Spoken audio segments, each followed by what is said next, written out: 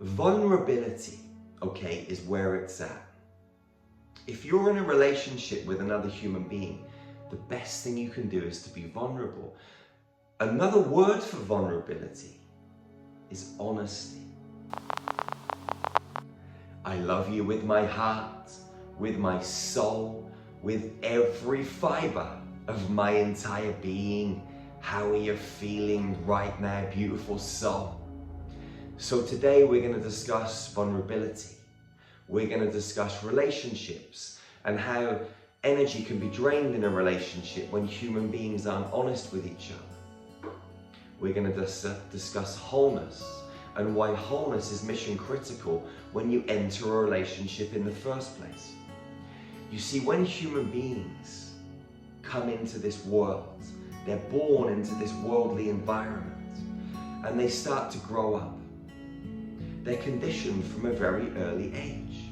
And what happens is this: a human being, a child, wants to be loved. And so they try and be like their mother or their father or their auntie or their uncle or whoever they're watching on TV, some pop idol, some movie star. And they think if they're like these other human beings that they're going to be loved more. But this sets up a dysfunctional behavioral pattern or set of patterns and behaviors that disconnect the child from who and what they truly are. This high frequency energy source, this soul, this essence, this consciousness, this spirit in a physical form that is experiencing human life through these physical avatar vessels. Now, when a human being grows up, and all their life they've wanted to be like other people and they don't know who they truly are, and they've also experienced trauma, whether it's rejection or whether they've experienced some kind of physical or mental abuse, or maybe they had parents that were arguing and they witnessed the father backing down or the mother backing down and neither of them speaking their truth, or one of them bullying the other one. There's different experiences that we have when we grow up. Maybe a child had a really great relationship and the father walked out and everything became destabilized and the child had to move to another town or city or country, and it was very challenging. There's many different experiences that happen as we're children growing up. But when you go into relationship, when you're older, the relationship is going to mirror back to you the things that you really need to work on. The holes that you have in your armor from childhood, your teenage years, your 20s and so on. Maybe you're bringing in trauma from your soul records from a previous incarnation, because we are souls in these physical bodies, okay? And we are having multi-dimensional experiences. Some of them are very positive, some of them are not so positive. Just like our childhood experiences, some of them can be positive, some of them are not so positive. But when we go into relationship, the partner in the relationship mirrors back to us the holes in our armor and what we really need to work on. But what most people do is they try and pretend that everything's okay, and they bury it under the carpet time and time again. But eventually they're going to explode. Now they may explode with anger, or they may explode by just walking out. They may explode by going into complete and utter silence for several days and treating the other partner in a really off way. It doesn't matter how this energy bubbles up and explodes. It doesn't have to be volatile. Sometimes silence is worse than anger. At least when someone is angry, they often speak their truth. And this comes on to the most important part of this video. Vulnerability, okay, is where it's at. If you're in a relationship with another human being, the best thing you can do is to be vulnerable. Another word for vulnerability is honesty. And most people pretend it's okay instead of being vulnerable. They pretend it's okay instead of being honest. When you're honest with your partner and you say, hey, listen, you just annoyed me because of this. Or you just did this and it really upset me. Most people will just continue with their day and then fester and fester. It boils and boils. The best thing a human being can do is to be honest with the other human being, whoever they're in a relationship with. The other thing is this. Most of the time, one human being will never take responsibility, or both human beings never take responsibility in a relationship. And so they blame the other human being. Instead of going into their own hearts and realizing that they have these childhood traumas, these teenage year traumas from somewhere that are making them respond in certain ways to their external environment, they decide to mask it or put blame and responsibility onto everyone else apart from themselves. But as an empowered, intelligent, highly conscious human being like you know different. You must always take responsibility. You can never blame your external environment for anything. All of these things are happening, but how you respond is mission critical. When you're bouncing around inside of your head, there's a 0.25 second window between stimulus and response. When you're breathing deeply and you're in your heart and you're centered and you're balanced and equilibrium, there's much more space. So when things are happening around you, you're breathing deeply, you're moving consciously, you're breathing consciously, and everything seems to be further apart. And you start to notice things in a different way. You start to notice how you're responding, how you're reacting, and then you can make a choice.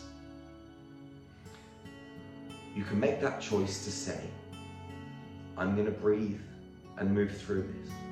I'm going to walk away. I'm going to say I love you. Whatever it is, but you make a highly conscious choice not to engage in your external environment. That could be something that's happening in another part of the world. It could be something that's happening in another part of your bedroom. It could be happening down in the lounge whilst you're upstairs in the toilet. Whatever your partner is up to, whatever the world is doing, you can choose to be in an empowered state. And that's where the magic starts to happen. Because an experience in your external environment may get an instantaneous reaction out of you. But when you become highly conscious and you start to meditate, you do breath work, you start to use Qigong practices, very specific Qigong breath work and meditation practices, you start to raise your energy levels, you expand your consciousness, your frequency goes up, and you become much more present. And you start to notice different things. In the outside world, you start to see the beauty and the magic in everything. But you also start to notice how you respond. And then you can start to make different choices. Something that would have made you react instantaneously and boom, you fly off the handle, is now no longer making you do that. Or maybe you're reacting, but it's only lasting for 10 minutes instead of 3 days. Maybe that reaction time goes from 10 minutes to 2 minutes, and then from 2 minutes to 30 seconds, and then from 30 seconds to no reaction at all, because you're breathing and you're staying conscious and you're deciding to keep your energy and your vibration up here. When you've got two people in a relationship, sometimes one human being's consciousness will expand and the other one will stay here, and they will start to separate like oil and water. Now, this one can communicate with this one and hopefully their energy levels will rise, their consciousness will expand. But what this one cannot do is bring their energy levels back down and their consciousness and their vibration and their frequency to match this one, because this one's going to drain this one. And this is just unacceptable. Once you've done the work and you've come to this space, the only way is up. You never want to go down. Now, as you start to grow and expand, something might happen. It might knock you to here for 15 minutes, but you go within, into your heart, into this divine space, your life compass, and you get yourself back up again by breathing and being. And stepping back from the outside world for a moment to fill up your teacup. When your teacup is overflowing and into your saucer, you can give. When your teacup is only half full or 3/4 full or 95% full, You should never be giving. You should be doing the inner work until it spills out and overflows into the saucer, and then the saucer spills into the world, because you're so full of love. Relationships can be the most amazing places, and they can be the worst places. When you're unconscious and you're living by a certain set of belief systems or a certain set of programs that you've been running for many, many years, relationships are the perfect mirror to trigger those traumatic experiences and to bring them to the surface to be dealt with. But when you don't know, you don't know. But when you do know, and you still make choices to not deal with your stuff and make choices that take you on different courses of action, then that's crazy. You're like a crackhead, you're like a heroin addict, you're like a porn addict, a sugar addict, whatever it might be.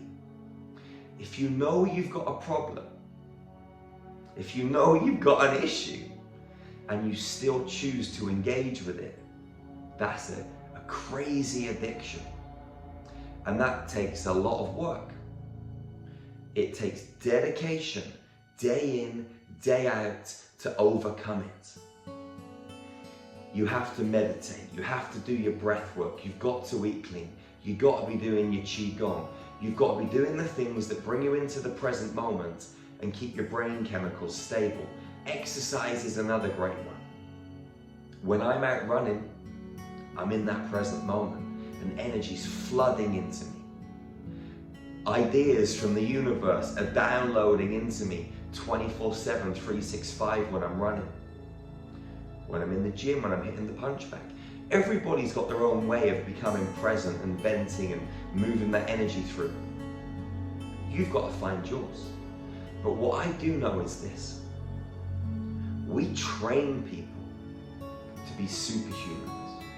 We train people to be highly conscious, supersonic humans living in the present moment from their heart space, in perfect equilibrium, zero pointed into the present moment, living from here, this magical, magical life compass. And it's a very basic, simple set of principles that will get you to where you need to be. Meditation and breath work are the two most important ones for me. And meditation doesn't mean sitting down and going into silence. Meditation should be 24/7, 365, everywhere you go. When you're driving, when you're walking, when you're in a business meeting, you can be in meditation. When you're in a business meeting and you're listening with full intent, you're in the present moment and you're meditating. Most people are thinking about what they're going to say to the other human being whilst they're listening. That's not being present. That's not giving your full focus and attention. Most people, when they're walking down the street and through a park, they're thinking about what they're going to do later or what they didn't do earlier or all the problems in their lives. Me, I'm observing the trees, the children playing with their balls, the energy in the space, and I'm literally observing with no labels. I'm in meditation. When I used to drive my car, I used to be one of those guys that would be beeping the horn, winding down his window, letting off, abuse at other people sometimes, beeping my horn. I used to go crazy in traffic many years ago. Now when I drive my car, I'm in a Zen space, driving, maybe listening to a podcast, or completely observing the country lanes that I'm driving down, the bushes, the birds, the sunshine, the trees, and just feeling this deep sense of gratitude and joy for the life that I'm living. That's meditation. And it takes practice to become an observer. It takes practice to become familiar with who you are at the core of your being.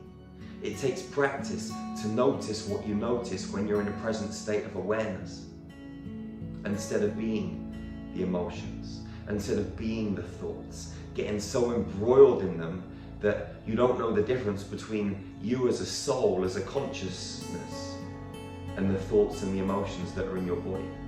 Most people think that they are their body, that they are their mind, that they are their thoughts, that they are their emotions, but we're not.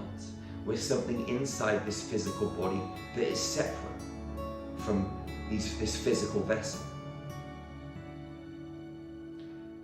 Self-control is strength, right thought is mastery, calmness is power. Say unto your heart, peace be still. Those words are from As a Man Thinketh by James Allen, and I read that book years and years ago, maybe 20 years ago now, and those words have always stuck. The full part of it is this: in the bark of the soul reclines the commanding master. He does sleep, waking. Self-control is strength, right thought is mastery, calmness is power. Say unto your heart, peace be still. And that's what we've got to do as humans. We've got to remember that we're the reclining master, and we are asleep in the bark of the soul, the physical body. And we can wake that true essence of us and move through time and space in the present moment, being fully energized, locked into this now space. And then once we remember how to be present and in this now space, we can start to affect the quantum field. We can start to manifest and create the life of our dreams. We can change the field around us by being in a high vibration, and then everything starts to respond. And you notice the people that show up in your life, they're different. They're in a highly conscious state too. You start to vibrate with people and magnetize people into your life that are on the same vibration as you. And you start to move through your reality field, noticing that everyone seems to be happy. Why? Because you're happy. You're full of joy. And if you're happy and you're full of joy, then most other people are. And I say most because you're going to start to notice people that aren't unhappy and aren't full of joy. But when you notice them, you're just going to smile and open your heart even wider and love them even more. You're amazing, beautiful soul. Truly you are. A magical being. And I love you so much. I love you with my heart, with my soul, with every fiber of my entire being. Go out into this world, love your sisters and your brothers, fiercely and ferociously.